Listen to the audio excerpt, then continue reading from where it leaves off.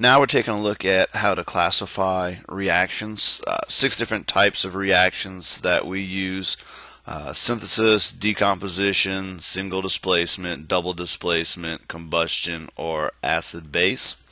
The key to this is just to look for repeating patterns. In synthesis and decomposition, as you'll notice, you always start with separate things on one side of the equation, and then you get just one thing. Okay? You always have just one thing with no pluses on one side of the arrow. So the synthesis is when the two things are on the left coming together to make something. That would be like sodium and chlorine coming together to make sodium chloride. And with decomposition, that's when something breaks down. If you think of something decomposing, it's falling apart. So that would be two things together that break apart into individual things. So aluminum oxide breaks down into aluminum plus oxygen. Okay. For single, well, it says replacement. I use displacement, but they're the exact same thing. What you have here is you always have a compound and a single thing, hence the single part of the displacement. And on the other side, you still have a compound and a single thing. All that happens is that that thing that was by itself takes the place of one of the other things in the compound. So I have lithium bromide, and I want to add some chlorine. Well, chlorine's a negative ion, so it's going to jump into where the negative ion goes. So as you can see, it displaces the bromine out, and it joins the compound. Okay.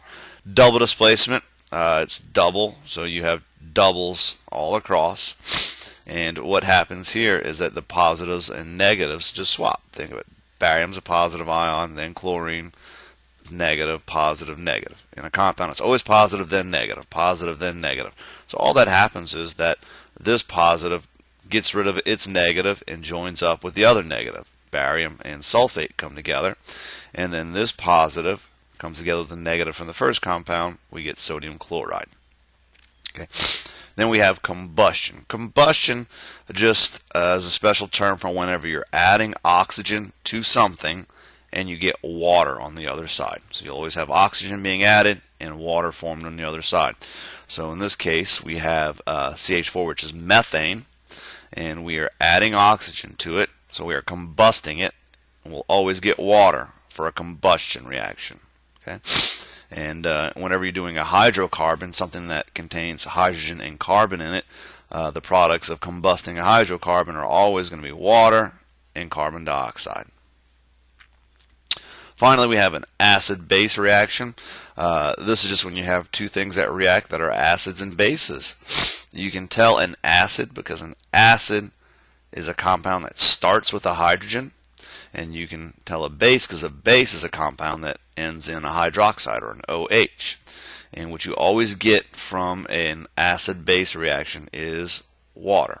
Okay, so the combustion and acid-base are similar in that you're always looking for water as a product.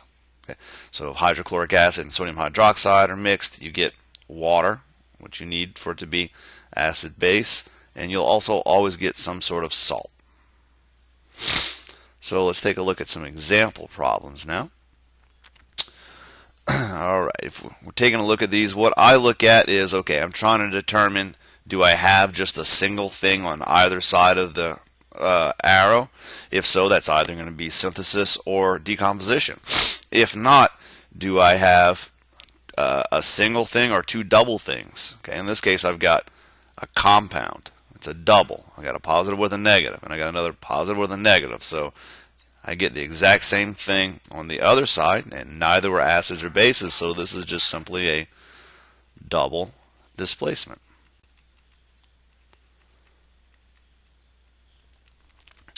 Looking at the next one, I'm looking for if there's a single thing on either side, and on this one I see that yes, I do have just a single compound. So I remember that when two things come together to make one thing, that is a synthesis. Number 3, nope, no single thing either place, no acids or bases going on. I see that I've got double with a double here, two compounds coming together. I'm just going to shorten this down to DD for double displacement. Number 4, I do have a single thing on one side, and it's on the product side, meaning that it was made. Something that was made in a reaction will be a synthesis reaction. Number 5. Okay. Nope, no single thing anywhere. It's two compounds together, so this one's going to be double displacement. Number 6. Oh, got a single thing on one side, so I'm looking at either synthesis or decomposition. Because I started with the compound, that means that it decomposed into the other things. So decomposition.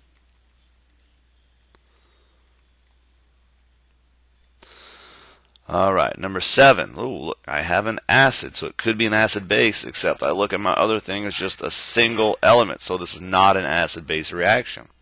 So I have a compound with a single thing, and I get a single thing with a compound, so because there's a single thing on both sides, this is just going to be a single displacement.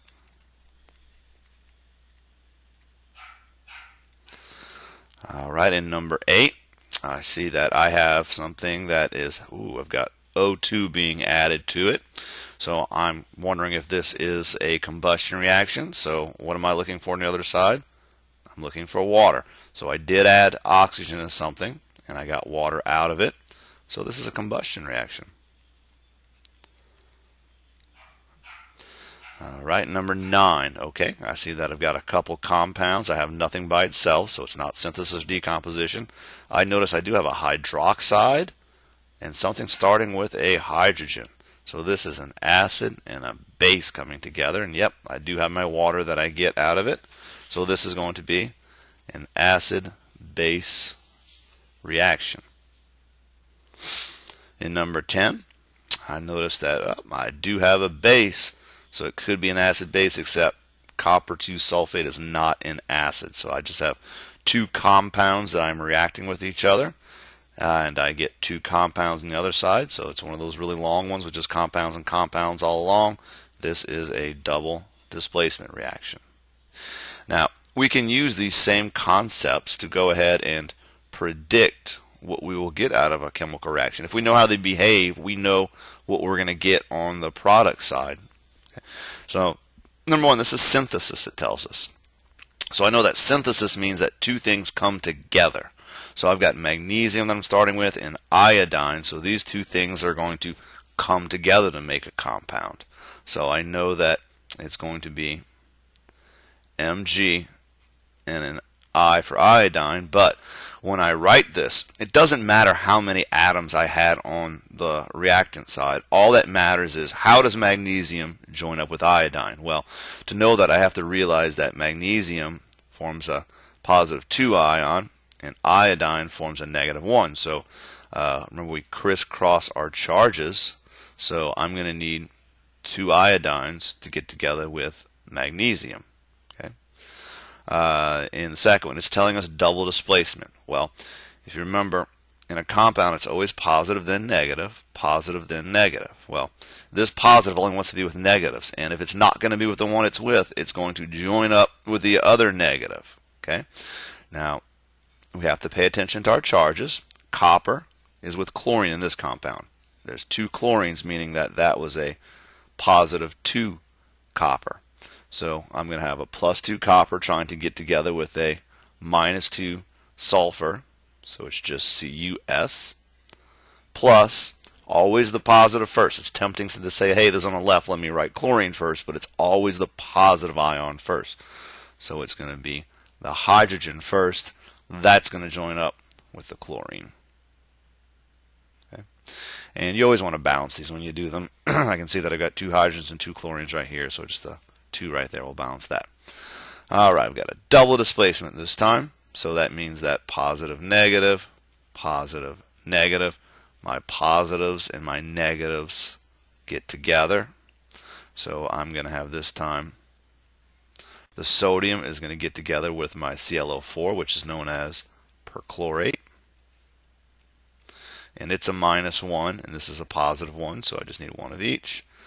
Plus HOH. Okay, we have HOH. Well, what do we commonly call HOH? Water. H2O. Now we have decomposition. Remember, decomposition, decompose, breaks apart. So what it's going to break apart to most times is the positive ion, is the zinc, and then that CO3 is going to be my negative ion right here. So what we're going to have some zinc, plus we're going to have some, actually this one breaks down a little. Alright. So we're going to break this one down a little bit further, but don't worry about that one. That's decomposition right there falling apart. Now I have HCl plus zinc coming together. Single displacement, positive, negative. Zinc is a positive ion, so it's going to try to get together with the negative from the other compound. So I'm going to have hydrogen by itself, plus I'm going to have some zinc chloride. Now zinc is always a positive 2 ion, meaning I'm going to need 2 chlorines to balance that. Okay. Alright, this time they don't tell us what type of reaction this is. We have to know just by looking at what's going on. Well, I've got a single thing, and I'm trying to add that to a compound. So we've got 2 things that could potentially happen. Either they're all going to join together and make one thing, or this is going to kick out something here. Well, that's a positive, and that's a positive and a negative. Generally, only negative things would just join a compound. Okay, so this positive sodium is going to bump out the positive that was there. So the sodium is going to take the place, going to replace the magnesium, and then I'm going to have just my magnesium left over. Okay. +1 for sodium, -1 for chlorine. That's how they get together. 2 chlorines on the reactant side, so I need 2 and 2. And we saw that this was a single displacement. And finally, I have a compound here, calcium chloride, trying to react with a compound, potassium carbonate. So I've got a positive and a negative, positive and a negative.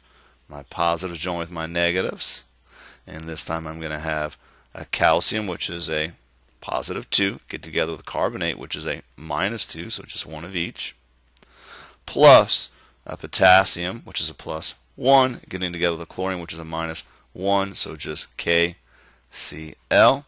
And I had 2 potassiums, 2 chlorines on that side, 2 on this side, and we know that this one is called a double displacement reaction.